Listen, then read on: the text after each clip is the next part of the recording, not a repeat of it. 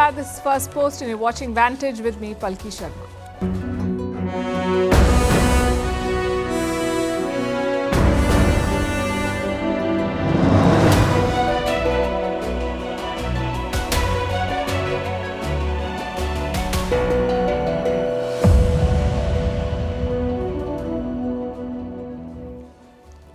Tonight, we start with the story of a country that is making most of the world decoupling from China, Vietnam. As companies de-risk businesses and countries diversify supply chains, they're turning to Vietnam. 2 months back, the US president was there. Today, the Chinese president is there. So what is it that makes Vietnam so attractive? We'll bring you the story. In West Asia, the Israel-Gaza war is spilling over. Yemen's Houthis are attacking ships in the Red Sea, posing a risk to global shipping. Is Israel using white phosphorus on civilians in Gaza and Lebanon? Has the COP28 ended in failure? It's not ended yet, but they've extended it. The summit was supposed to end today. They don't have a deal yet. In Mali, the junta has kicked out the UN peacekeeping force as they rely on Russia's Wagner group. In Pakistan, there's talk of the election being delayed yet again. An abortion battle in Texas has exposed America's hypocrisy on human rights. Why global luxury brands are turning to India, and what's a dink? A double income, no kids household. It's all the rage now, we're told. We'll discuss all of that. The headlines first. Iran's President Ebrahim Raisi won't travel to Switzerland for a UN event. It comes after a complaint urged Swiss authorities to arrest him. 3 former political prisoners accused President Raisi of crimes against humanity. The case relates to Iran's crackdown on dissidents in the 1980s. In Pakistan, over 20 soldiers killed in a suicide bomb attack at an army base. An explosive-laden vehicle rammed into a building in Khyber Pakhtunkhwa province near the Afghan border. A group linked to the Pakistani Taliban has claimed responsibility for this attack. Ukrainian President Volodymyr Zelensky will meet his US counterpart. Zelensky wants more military aid from Biden to battle Russia. Last week, Republicans blocked a $60 billion military aid package for Ukraine. This is Zelensky's 3rd trip to the US since Russia's invasion in 2022.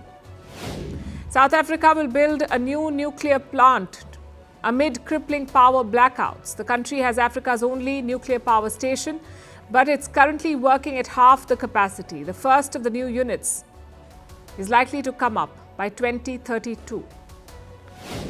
Singapore on high alert as COVID cases spike. Hospitalizations and ICU admissions are on the rise. Indonesia too is witnessing a surge in infections. Thermal scanners have been installed at Jakarta Airport and other international entry hubs to screen travelers. And Turkish football in crisis. All league matches suspended after a club president punched a referee. The official has now been arrested. FIFA and Turkish President Recep Tayyip Erdogan, a former footballer himself, have condemned this incident.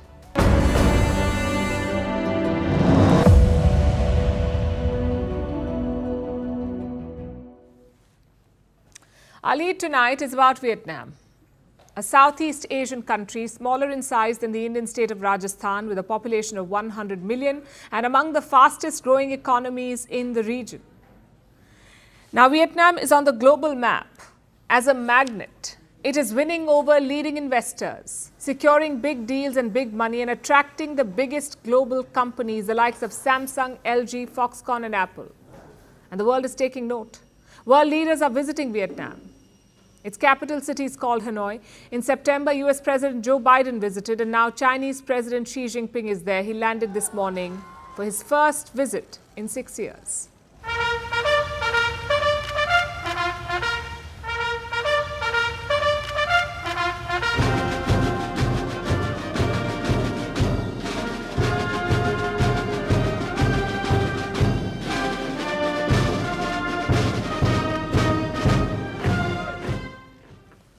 The purpose of the visit is strategic and commercial. Xi Jinping wants more synergy with Vietnam. Reports say on day 1, he signed 37 agreements with them. The biggest headline is a rail project, the Hanoi Light Rail Line 2, a cross-border rail project that could boost trade. Xi Jinping has also called Vietnam a diplomatic priority. He said they should seek, and I'm quoting, mutually beneficial solutions to disputes. He's talking about the South China Sea. It is disputed. Both China and Vietnam claim parts of it. And China has been aggressive. Its forces bully and provoke neighbors. But today, President Xi Jinping has promised stability. Basically, he's making an outreach. And that tells you a thing or two about the growing significance of Vietnam. The US fought and lost a long war here. Decades later, their president came to woo Vietnam. The Chinese have been trying to browbeat it. But now their president is talking about synergy. So the question is, what makes Vietnam so important? Both to political and business leaders. Why are they investing in it? What is Vietnam's USP or unique selling point that makes it so appealing? Tonight we'll discuss that. And let's look at this as an investor. Say you're running a multi-million-dollar business and you're looking to expand. You sit with your team in a boardroom, you discuss potential deals, you talk about the best investment destination. And how do you make these choices? Typically with a checklist. The ideal candidate should check most of the boxes, if not all. That's how most business leaders take decisions. And different businesses have different needs, but some needs are common, like a good location, accessible and well-connected, a steady supply of labor, preferably at competitive rates, political stability, a stable government with predictable policies and a secure working environment, and incentives, concessions, ease of doing business, like a single window system, fast clearances and permissions. All these points make up your checklist. Do you know how many of these boxes Vietnam ticks? Almost all of them. And that is why businesses are rushing to Vietnam. It is well connected and strategically located. Vietnam sits at the crossroads of international trade. Businesses operating from here can access 55 markets around the world, including 15 G20 countries. Plus, they have good infrastructure. One estimate says Vietnam has more than 300 ports and more than 20 airports. Thanks to its location, it has easy access to major economies and markets, countries like China, India, Japan, and South Korea. Ships from Vietnam can access the US too, from the South China Sea and then to the Pacific Ocean. And businesses like this connectivity. What about labor? Workers are widely available and at competitive rates. I have an estimate. In Vietnam, you'll pay almost $3 for 1 hour of work. Compare that to China. The cost is almost double. Chinese laborers charge around $6.5 an hour. So on this front, Vietnam beats China. Plus, it has political stability. I have an assessment from the US State Department. In 2020, they looked into Vietnam's investment climate. Let me quote from what they said. Vietnam's political and security environment is largely stable.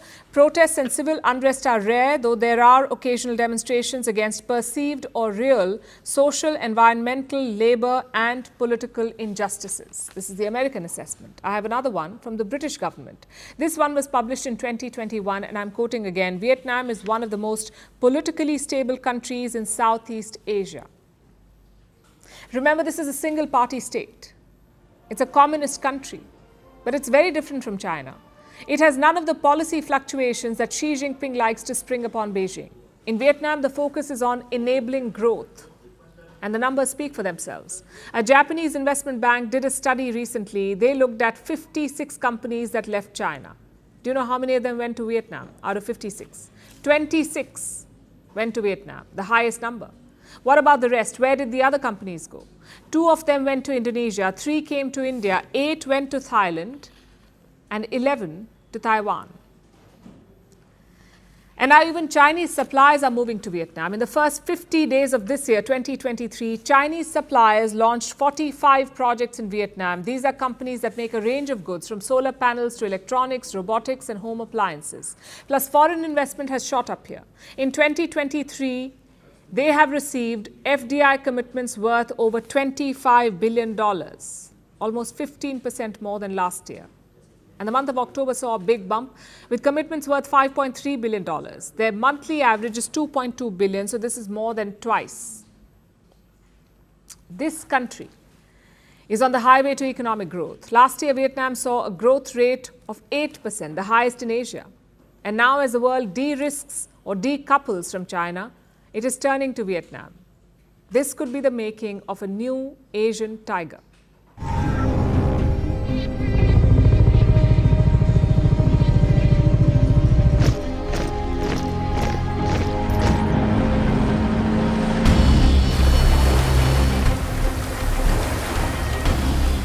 تتردد في استهداف أي سفينة إسرائيلية في البحر الأحمر أو أي مكان تطاله أيدينا ابتداء من لحظة إعلان هذا البيان.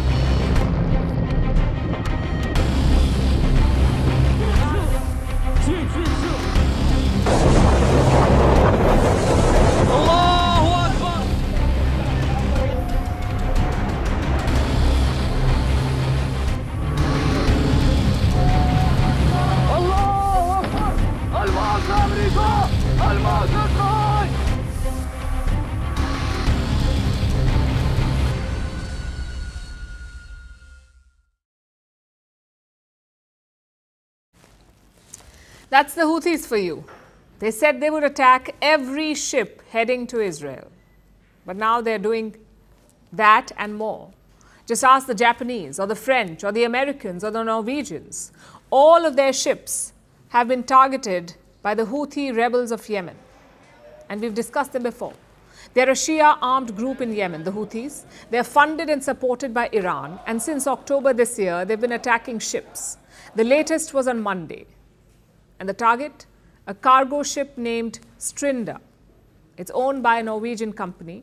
It was going from Malaysia to Italy when it was attacked. Not Israel, Italy.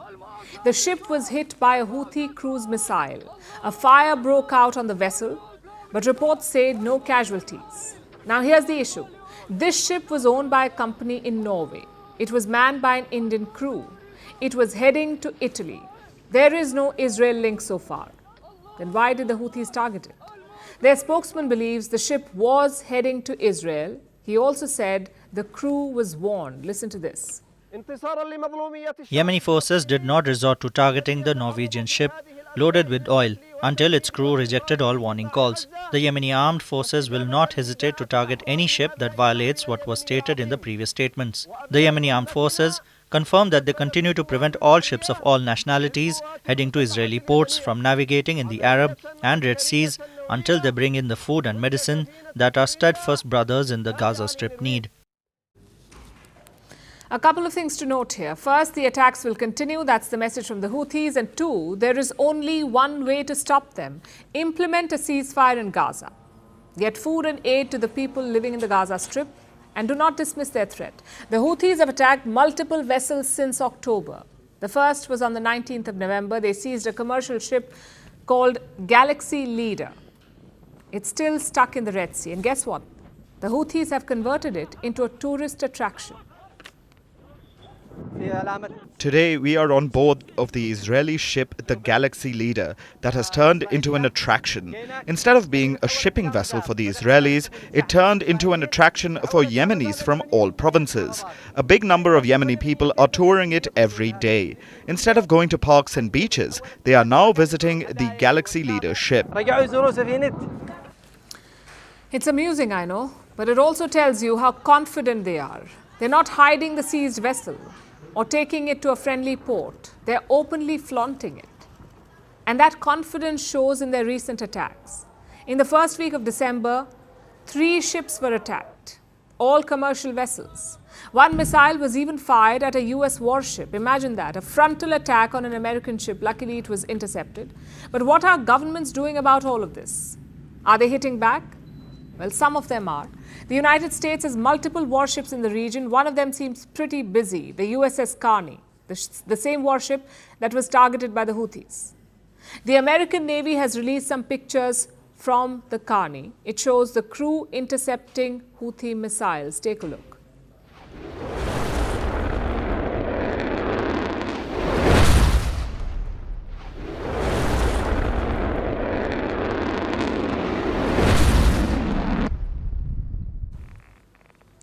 The French are also hitting back. On Sunday, they shot down 2 Houthi drones. Both of them were targeting French warships.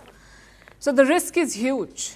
The Houthis are not just hitting ships heading to Israel, they're picking random targets, sometimes even military ones. And this risk has put the shipping industry on edge. Let me explain why. The Houthis are based in Yemen.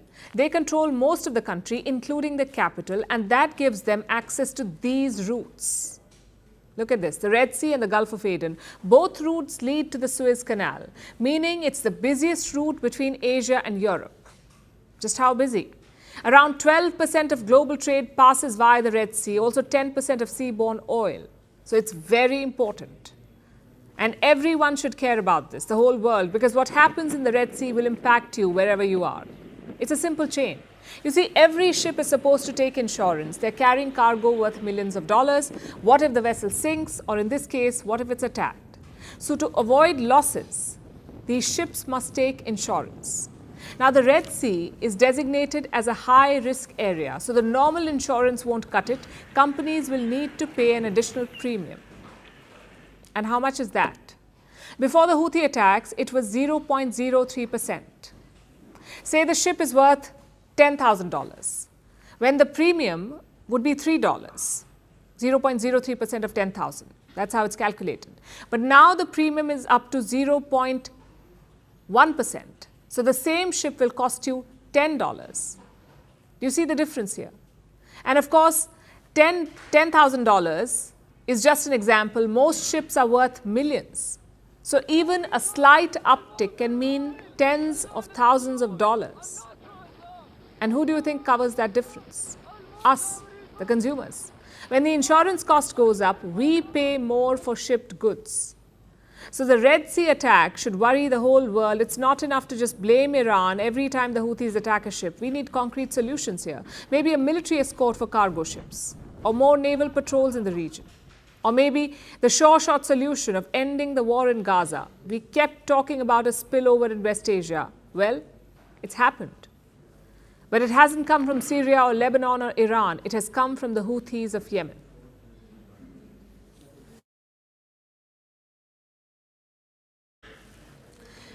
And it's not just the Houthis. Israel is also using questionable tactics, or rather weapons.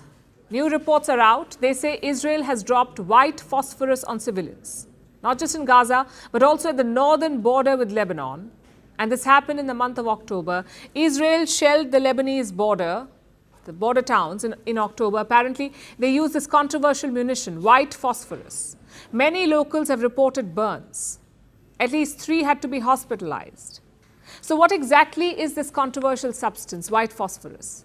Has Israel admitted to using it? And if so, where did they get it from? Simply put, white phosphorus is a chemical. It is a solid, wax-like substance. When exposed to oxygen, it starts burning. And we are talking about unbearable heat here, up to 800 degrees Celsius. That's high enough to melt metals. It can also cause vision impairment and respiratory issues. Despite that, white phosphorus is not banned on the battlefield. You can use it in some cases, like to mark targets or to conceal ground troops. But there's a clear red line. You cannot drop it on civilians. So the question is, did Israel cross that line? Well, they have in the past. Like in 2009, Israel was accused of dropping white phosphorus in Gaza. And this time, too, reports have emerged. In October, pictures showed a white substance being showered over Gaza.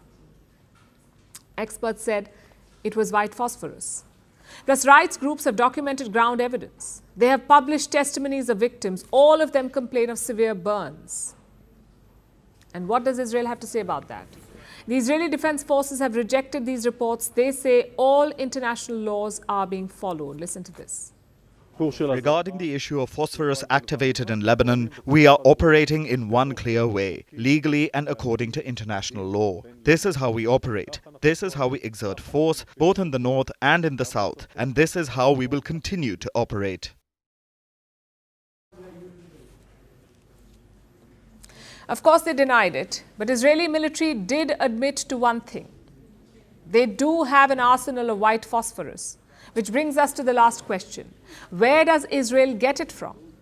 From the United States of America. They give Israel military aid worth billions of dollars, and white phosphorus is part of that aid. Reports say those same munitions were dropped on Lebanon, the ones that were given by the US. Again, this has not been confirmed by Israel, but American news outlets have photographed the Israeli shells, and they clearly show American markings. So the White House is now concerned. We've seen the reports, certainly concerned about that. We'll be asking questions to try to learn a little bit more. And obviously, anytime that we provide items like white phosphorus to another military, it is with the full expectation that it'll be used in keeping with those legitimate purposes and in keeping with the law of armed conflict. So the plan is to ask Israel. Well, good luck with that. But beyond the white phosphorus, there is a larger story here, that of differences between Israel and the US over military tactics, over civilian deaths, over post-war plans, and now maybe over white phosphorus too. In the last few days, top US officials have highlighted those differences, and on Monday, President Joe Biden joined in. I've had my differences with some Israeli leadership. I've known Bibi for now 51 years. He has a picture on his desk of he and I when he was a young member of the Israeli service here, foreign service. And I was a 32-year-old senator. And I wrote on the top of it, Bibi, I love you, but I don't agree with the damn thing you had to say. It's about the same today. I love him. But look. Really sums up US policy on Israel. They may have their disagreements, they may openly criticize each other, but when it counts, the US is always in Israel's corner. Like at the UN Security Council last week, after all this criticism, guess what Washington did? They vetoed the ceasefire call. The only question is, for how much longer? As for white phosphorus, the international community really needs to take stock. In recent years, many countries have used this weapon, like the US, Russia, Iraq, Argentina. Many Western countries still have white phosphorus in their arsenal, and there is no reason for it. Today, we have safer substitutes. Smoke bombs can be used to mark targets. They can also hide advancing soldiers. So there is no excuse, really, or need to hold these weapons, unless the idea is to terrorize people.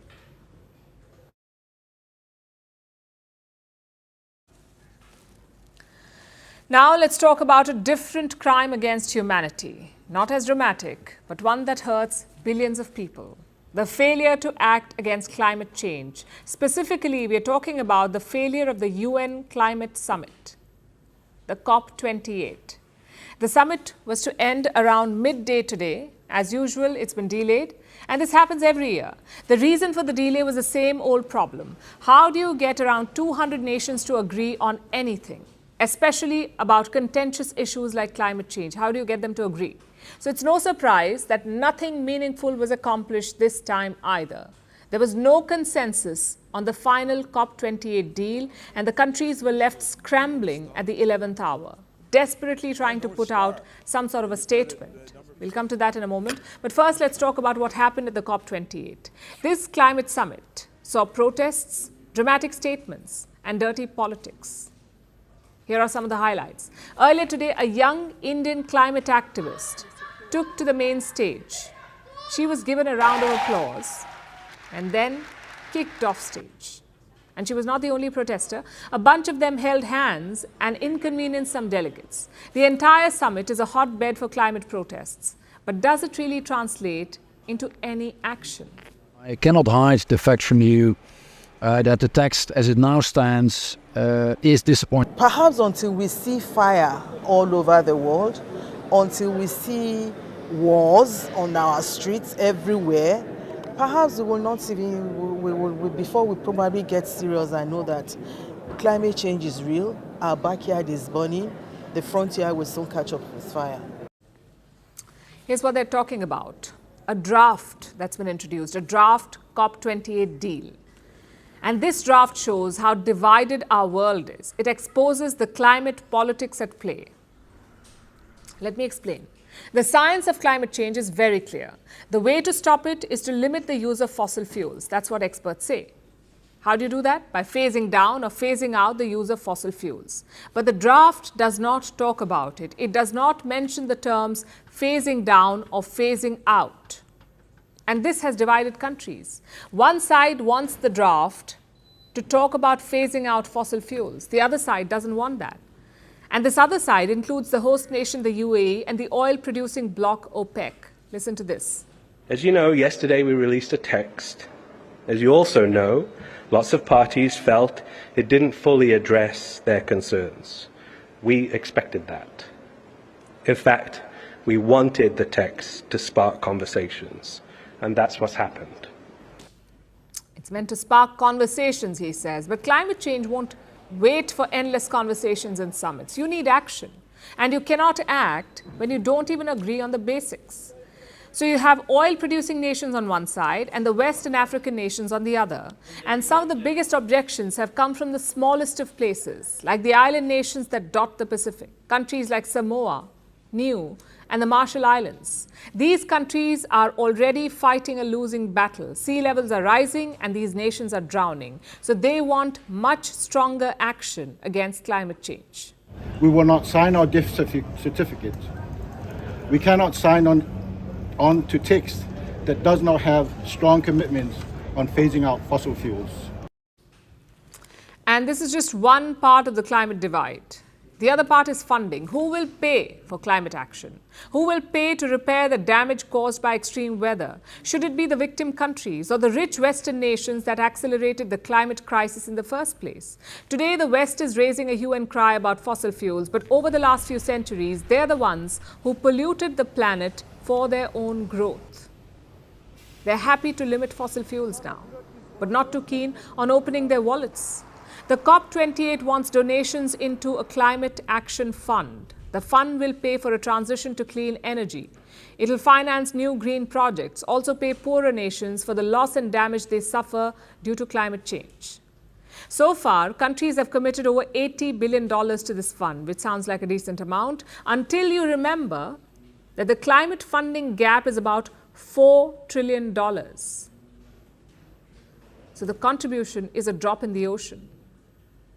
And there's still disagreement and acrimony and a lot of broken promises. There's really a simple reason why nations should contribute if they can. I think what we've seen over the last 20 years is there is a direct correlation between climate crisis and the movement of people. So if we wish to help people to stay where they were born and to enjoy and rejoice in the beauty of their land, we have to maintain that land with them and for them. And the honest truth is, if we don't make the global south livable, people will move, because there is a thirst in humans and in humanity to stay alive. She's talking about climate refugees. Unfortunately, COP summits don't fix any of these problems. Also, getting 200-odd countries to agree to anything will always be next to impossible. So why have the COP summits at all? Millions spent organizing this event, the amount of carbon emissions from people flying in on their private jets, all for non-binding pledges and statements. And no way to force anyone into action. At this rate, COP summits will be reduced to expensive photo ops. Not the solution to the world's climate problems. Let's turn to another United Nations failure. Mali, a country in West Africa, one of the many that experienced a coup in the past few years. Mali actually saw two of them, two coups, one in 2020 and the second one in 2021. Their military junta has been in charge ever since. And from day one, they've had one mission: to remove the United Nations peacekeeping forces posted in Mali. These forces have been there since 2013. What for? To combat terrorist insurgencies. But yesterday, the last of the UN troops began packing up. So what will Mali do now? Will the junta fight terrorists on its own? Not really. They've been working with another defense partner for years, one that has proven to be arguably more effective. We are talking about Russia's controversial mercenary group, Wagner. Our next report brings you the details.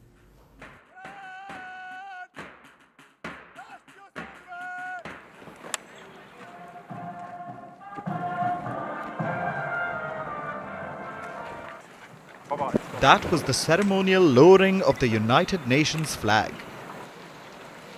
It took place in Mali yesterday, in the capital, Bamako. The country is still part of the UN, but it will be letting go of a UN institution, MINUSMA, that stands for the United Nations Multidimensional Integrated Stabilization Mission in Mali. It's basically a UN peacekeeping force, one of the many that dot Africa. MINUSMA has been in Mali for over 10 years, but it was dissolved on the 30th of June this year. Its troops will leave Mali completely at the end of this month.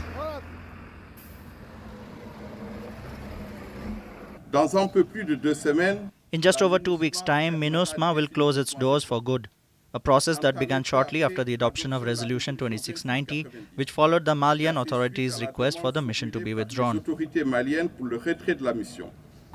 That was the head of the MINUSMA mission. At one time, MINUSMA was the third largest UN peacekeeping force in the world. It fielded over 12,000 troops. Now, about 2/3 of them have left for their home countries. 10 out of 13 bases have been handed over to Mali. The remaining troops will leave by December 31st. The remaining bases will be returned by the turn of the year. Nous partons avec la conviction. We leave with the conviction that we have done everything in our power to carry out the mandate given to the mission, proud of what we have been able to achieve, but also clear-sighted about the limits of our action. Mais aussi lucide quant aux limites de notre action. MINUSMA was formed in April 2013.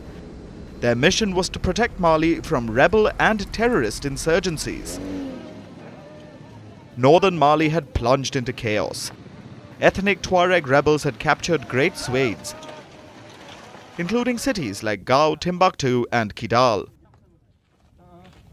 This instability allowed extremist groups to enter the region, beginning the terrorist insurgencies in West Africa. Groups affiliated with the Islamic State and Al-Qaeda gained ground in the region. MINUSMA tried to protect civilians from the insurgents, but they never succeeded in ridding the area of the terror groups. That's why Mali wanted MINUSMA out. The ruling military junta had had enough. In 2020 and then again in 2021, Mali saw military coups. The generals took charge, saying they needed to be in power to effectively fight the insurgents. They criticized MINUSMA and Western troops led by France. The junta called them ineffective. This June, they dissolved MINUSMA. Mali's rulers also made gains against the rebels, without MINUSMA's help. But the junta hasn't been working alone. They've had help from the infamous Wagner mercenary group. The Wagner group is based in Russia. You may remember them as the force that marched towards Moscow earlier this year. The mercenary force founded by Yevgeny Prigozhin, who died in a plane crash in August. Пиздец, это беспилотник. Вон. Wagner has been active in Africa for years, providing a steelier alternative to UN forces, and Wagner seems to be bringing victory to Mali's forces. Mali seized the town of Kidal from rebel forces on the 14th of November. The country celebrated it as a victory for the junta, but they weren't the only ones celebrating. Reports say a week after the capture, a Wagner flag was hoisted in Kidal. It was proof of the force's effectiveness, and a way to justify the reportedly lavish pay the group receives.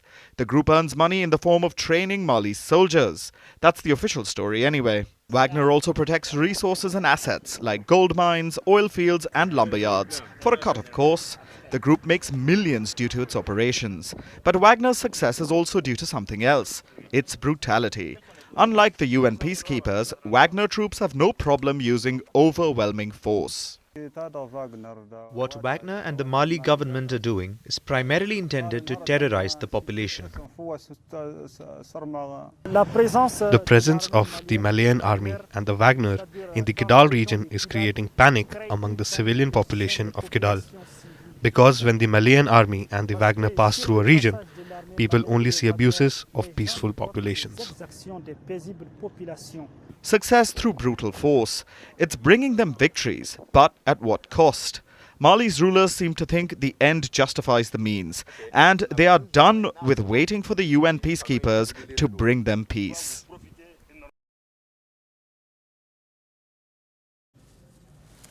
Could Pakistan's elections be delayed? I know what you're thinking, not this again. But remember, this is Pakistan. Timely and fair elections are not really their speciality or their top priority. In fact, the polls have already been delayed, not once but twice. Voting was supposed to happen in the month of November, last month, but it was pushed back to the last week of January. Then came the second delay. Voting was again pushed back by the Election Commission of Pakistan, this time to the 8th of February. So what's the hold up this time? Well, nothing is official. The Election Commission says everything is on track, but the truth is the country does not look ready. No campaign rallies, no candidate lists, no election advertisements. Hence the speculation. Local media is talking about a possible delay.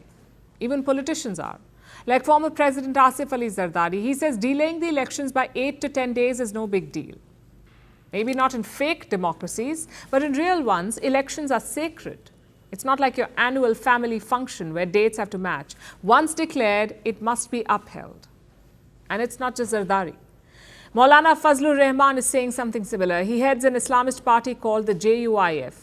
Rahman says elections cannot be held in Khyber Pakhtunkhwa.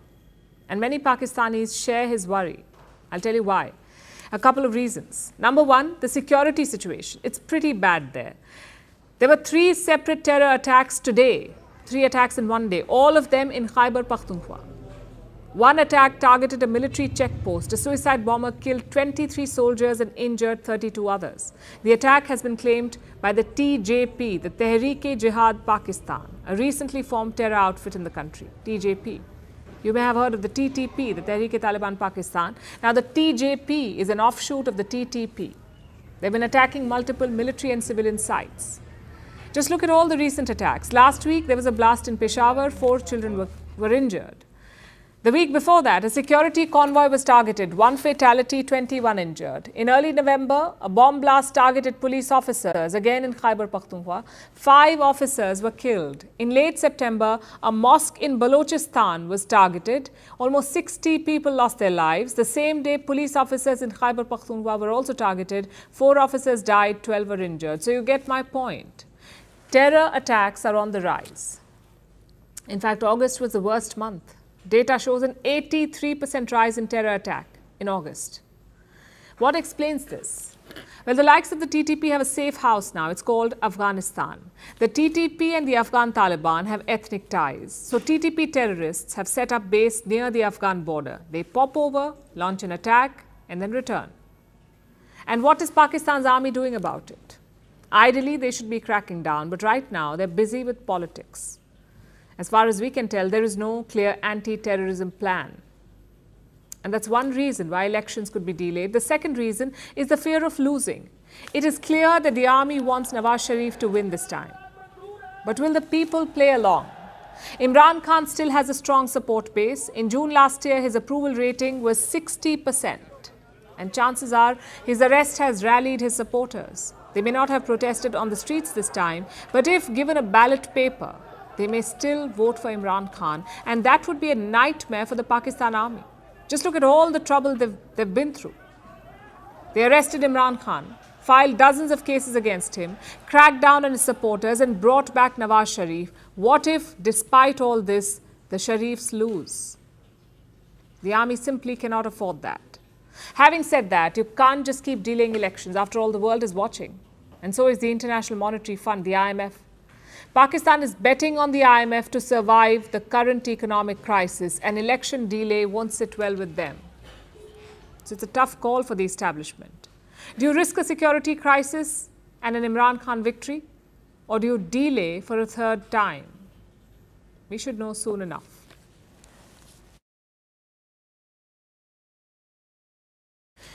For now, let's shift our focus to the United States of America, a country where guns are more accessible than abortions. And this latest case proves just that. Kate Cox, a 31-year-old woman, sued the state of Texas. Why? Because she was denied an abortion for her high-risk pregnancy.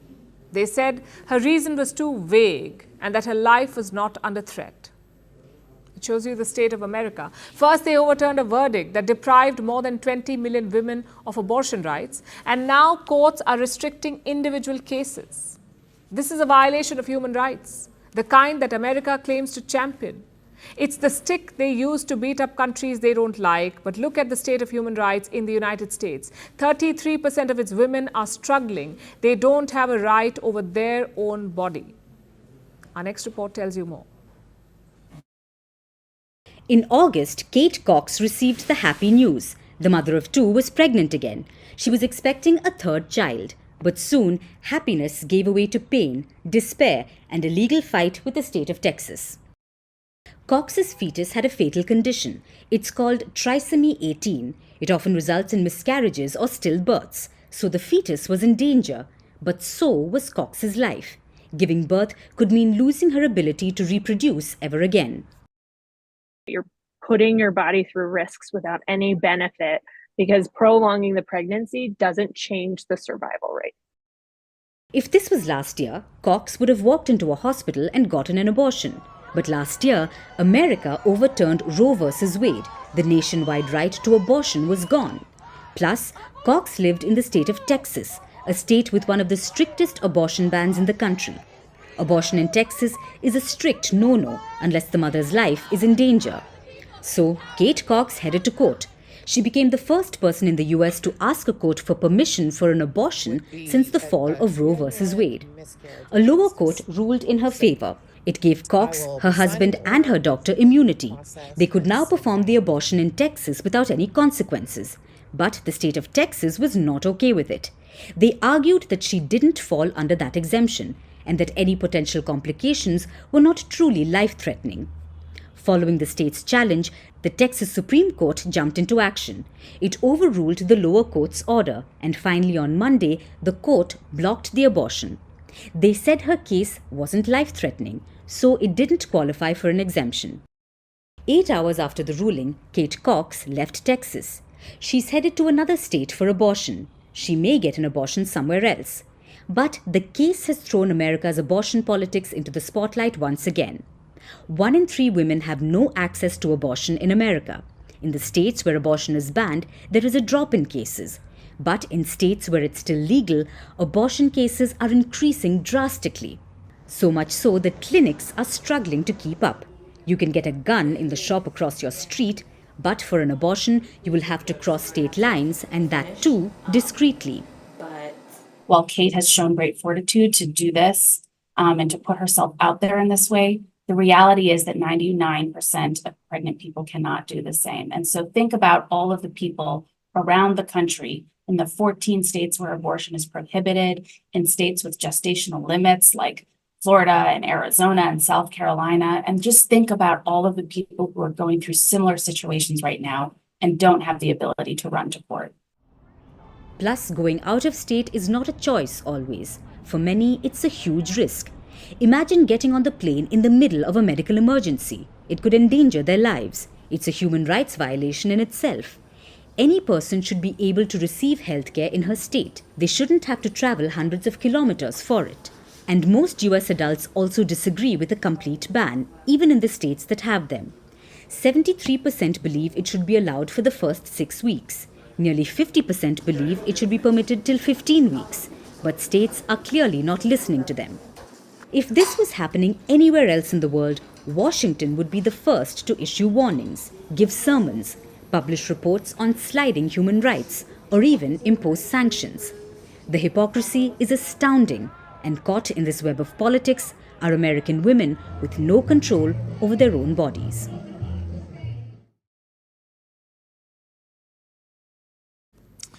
Gucci, Louis Vuitton, Estée Lauder, Cartier, Rado, Bulgari. Do you know what all these brands have in common? They're all international luxury brands. They all have names that you may think twice before pronouncing. And they all have Indian brand ambassadors. That's right. Global luxury is making a beeline for India now. They're appointing Indian celebrities. They're holding fashion shows here. And they are even Indianizing their products. Think a Bulgari Mangal Sutra or the Louis Vuitton Rani pink footwear. A few years ago, this would have been unimaginable. But it's the reality of today, and the reason is the booming luxury market in India. Let me show you the numbers. In 2021, India's luxury market was worth $2.5 billion. Today, it's worth almost $8.5 billion. That's more than triple in just 2 years, and it only continues to grow. According to a report by Bain & Company, by 2030, India's luxury market is expected to reach $85 billion. It's one of the fastest growing luxury markets in the world, which brings us to the question, who is buying these products? Traditionally, India has been a price-sensitive market. Indians cared more about the price tag and less about the brand, which is why luxury brands found it hard to crack this market. But now all of that is changing. More and more people are buying luxury, and a lot of factors have contributed to that. The first is exposure to global trends. Most of us live on the internet today. We don't have to flip through catalogs to see what the latest Gucci release is or track fashion shows to find what the hottest trend is. It's all over the internet. It's accessible. And more people want more of it. But to buy luxury, you also need money. And India has a rising affluent demographic with increased spending power. By 2027, the number of millionaires in India is set to increase by 69%, which is a big figure, 69%. Then there are the ultra high net worth individuals, people with a net worth of $30 million.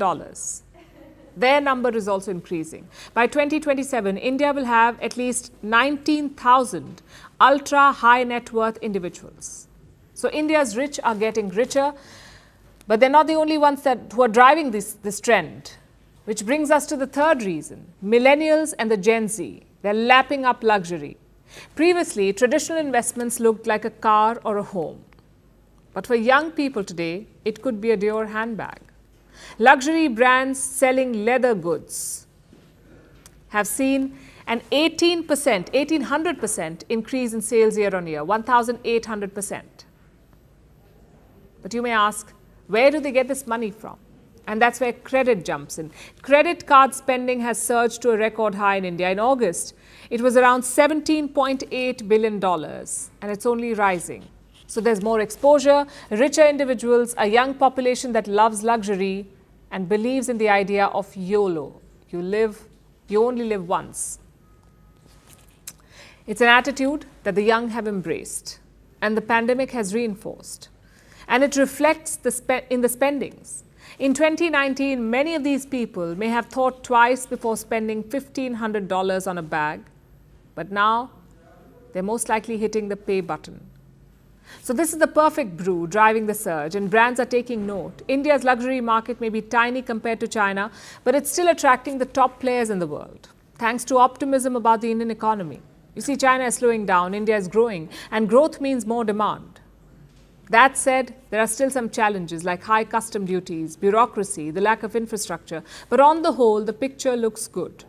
India is lapping up its luxury one brand at a time. It may have been a symbol of affluence once, but right now, it's a sign of India's growth story.